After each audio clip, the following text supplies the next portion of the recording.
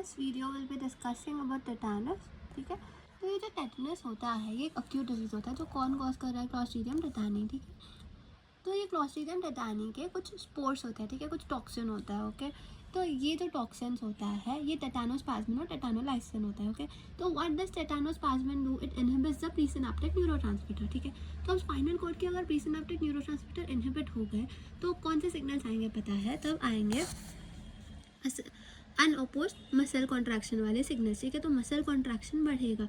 Okay, यहाँ पे neurotransmitter inhibit हुआ, मसल कॉन्ट्रैक्शन बढ़ रहा है। ठीक है, मतलब रिलैक्स होने के लिए सिग्नल ही नहीं जा रहा, तो अगर ये इतना ज़्यादा कॉन्ट्रैक्ट होगा तो लॉक जॉ और ओपिस्थोटोनस पोजीशन होगा। ठीक है, दैट्स इट।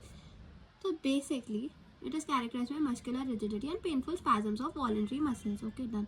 फिर ये जो एजेंट फैक्टर्स में क्या है, ये याद रखना है कि एजेंट क्या है। ओके, एजेंट है क्लॉस्ट्रीडियम टेटानी जो कि gram positive anaerobic spore bearing organism होता है जिसका ड्रमस्टिक अपीयरेंस होता है।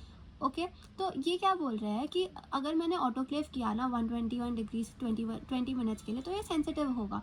ठीक है, न्यूट्रलाइज हो जाएगा स्पोर्स 15 से 20 मिनट तक एटलीस्ट। ठीक है, पर बॉइलिंग के लिए रेसिस्टेंट है, फिनॉल और क्रिसॉल के लिए भी रेसिस्टेंट है। ओके, नेक्स्ट ये जो स्पोर्स है ये रहते क्या है, एजेंट पता चल गया क्या है।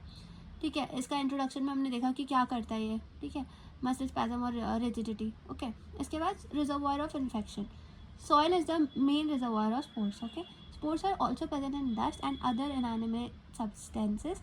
The spores survive for years in nature. The organism is also found in intestinal flora of animals and sometimes in humans as commensals. तो बोल रहे हैं कि ये जो स्पोर्स होता है ज़्यादातर तो सॉइल में ही रहता है। ठीक है, पर ये डस्ट में भी हो सकता है, दूसरे इनएनिमेट सब्सटेंसेस में भी हो सकता है। ठीक है, और ये जो स्पोर्स होते हैं ना इसके पास ये शक्ति होती है कि बहुत ज़्यादा सालों तक जिंदा रह सकते हैं। ठीक है, ये बहुत ज़्यादा रेसिस्टेंट होते हैं।